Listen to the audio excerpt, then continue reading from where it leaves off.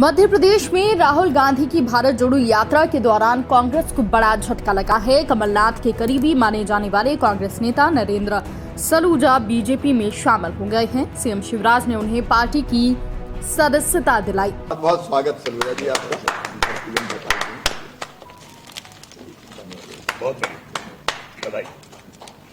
बहुत अच्छा सोच रखने वाले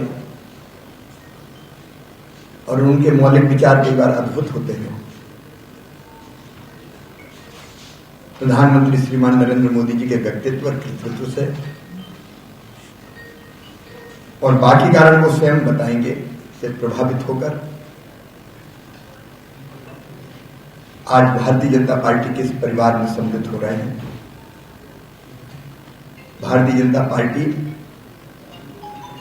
एक वैभवशाली, गौरवशाली, संपन्न और समृद्ध भारत के निर्माण के लिए मोदी जी के नेतृत्व में काम कर रही है और राष्ट्रीय पुनर्निर्माण का हिस्सा अब हमारे सलूजा जी हैं। उनके आने से भारतीय जनता पार्टी को मजबूती मिलेगी,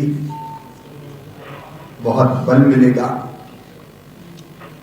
और एक ऐसा नेता जो अपने तर्कों के और तथ्यों के आधार पर अपनी बात रखते हैं, भारतीय जनता पार्टी के पास होंगे। मैं भारतीय जनता पार्टी परिवार में उनका हृदय से स्वागत करता हूं, उन्हें शुभकामनाएं देता हूं। वो परिश्रम पूर्वक पार्टी का काम करें और देश के निर्माण में अपना अमूल्य योगदान दें। मेरी ओर से बहुत बहुत शुभकामनाएं। कमलनाथ जी जब मध्य प्रदेश में 1 मई 2018 को आए थे तो उन्होंने सबसे पहला पद मुझे देते हुए अपना मीडिया कोऑर्डिनेटर बनाया था।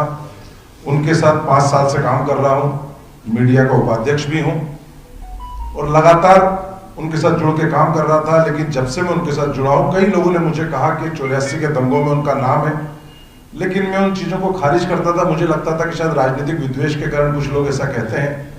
लेकिन 8 नवंबर को जब गुरु नानक देव जी के प्रकाश पर्व के साथ मैं उनके साथ इंदौर के खालसा स्टेडियम पे गया, जब हम मत्था टेके वहां पे और हमने जब वहां मनप्रीत सिंह कानपुरी जो प्रसिद्ध देश के कीर्तनकार है, जिसमें पूरे देश के सिख श्रद्धालुओं की आस्था है और सब उनको बेहद प्रिय मानते हैं, जो उन्होंने शब्द कहे वो एक एक शब्द मेरे कानों में आज तक गूंज रहे हैं।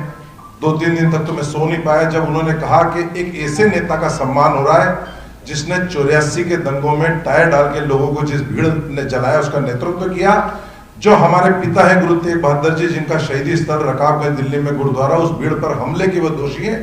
ये बुज़दिल कौम है, ये मरी हुई कौम है। कैसे आप लोगों ने ऐसे नेता का सम्मान होने दिया और आप लोगों ने सहन कैसे किया? मैं कीर्तन नहीं करूंगा, मैं कभी इंदौर पैर नहीं रखूंगा। तो वो जो उनके शब्द है उसने मेरी आत्मा को झकझोर दिया। उस दिन का दिन है 8 नवंबर से ना मैं कमलनाथ जी से मैंने मुलाकात करी है, ना बात करी है, ना मेरा फेसबुक उठा के देख लें। आप सब तो मीडिया के साथी में काम करता हूं तो व्हाट्सएप भेजता हूं। 8 तारीख से मैंने ना कमलनाथ जी का, ना कांग्रेस का, ना कोई ट्वीट, ना कोई फेसबुक, ना कोई सूचना, ना किसी कार्यक्रम में शामिल हुआ। यहाँ तक कि उनके जन्मदिन पे सबसे पहले मैं तलवार भेंट करता था। हर वर्ष के फोटो है मेरे, इस बार जन्मदिन पे बधाई देने भी नहीं आया। नरेंद्र सलूजा कमलनाथ के करीबी नेताओं में गिने जाते थे। पीसीसी चीफ कमलनाथ के वो मीडिया समन्वयक थे। बताया जा रहा है कि इंदौर में खालसा विवाद के दौरान दोनों के बीच दूरियां बढ़ी थी। दरअसल कमलनाथ गुरु नानक देव की जयंती में आयोजित कार्यक्रम में शामिल होने इंदौर के खालसा कॉलेज गए थे। इस दौरान पंजाब से आए कीर्तनकार मनप्रीत सिंह कानपुरी ने इसका विरोध किया था। बता दें कि एमपी में अगले साल विधानसभा चुनाव होने वाले हैं। साथ ही इस दौरान कांग्रेस नेता राहुल गांधी की भारत जोड़ो यात्रा भी एमपी में है। ऐसे में कांग्रेस के मीडिया समन्वयक बीजेपी में शामिल हुए हैं। निश्चित तौर पे मैं पूरे प्रदेश के सिख समाज को एकजुट करूंगा और जो 84 के दोषी उनको सजा दिलाने की मांग करूंगा और सभी सिख समाज के लोगों से करूंगा, अपील करूंगा कि कमलनाथ जी का विरोध करें, कांग्रेस का विरोध करें और जो ऐसी ताकतें हैं जो 84 को संरक्षण दे रही, ऐसी ताकतों का हम सड़कों पर आकर प्रदेश भर में विरोध करेंगे। बीजेपी में क्या भूमिका रहेगी?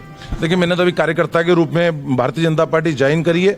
कोई शर्तों वाली बात नहीं है, चूंकि मैं दिल से भारतीय जनता पार्टी को पसंद करके आया हूं, तो कोई नहीं, जो भूमिका देंगे, मैं तो दरी बिछाने की भूमिका देंगे तो उसके लिए भी तैयार तैयार हूँ, झंडा लगाने की भूमिका देंगे तो उसके लिए भी तैयार हूँ। मैं तो एक कार्यकर्ता के रूप में आज भारतीय जनता पार्टी में प्रवेश लिया मैंने। आप कहते थे कि ऐसा नहीं है, लेकिन अब आपको एहसास हुआ इस चीज़ निश्चित तौर पे जो मनप्रीत सिंह कानपुरी बहुत बड़े कीर्तनकार हैं, देश के बड़े प्रसिद्ध हैं, जनता में बड़े लोकप्रिय हैं, उनका कीर्तन सुनने दूर दूर से लोग आते हैं। और जब इंदौर के बड़े दीवान जहाँ 20 से 25 हजार लोग रहते हैं, जब उसके बीच में उन्होंने कमलनाथ, जबकि तो इंदौर भी नहीं रहते हैं, मध्य प्रदेश भी नहीं रहते हैं, छिंदवाड़ा भी नहीं रहते हैं, जब उन्होंने कानपुर रहने के बाद कमलनाथ जी की भूमिका के बारे में विस्तार से पूरी सिख संगत को बताया, उसके बाद हमारे दिल्ली, पंजाब के, ऑस्ट्रेलिया से, कनाडा से, अमेरिका से जो सिख कीर्तनकारों के बयान सामने आए और सबने जो कमलनाथ जी की भूमिका के बारे में बताया, तो उससे तो मैं मान चला हूं कि निश्चित तौर पे 84 के दंगों में कमलनाथ जी का हाथ है। और जब तक उन्हें इसकी सजा नहीं मिलती हम चुप नहीं बैठेंगे।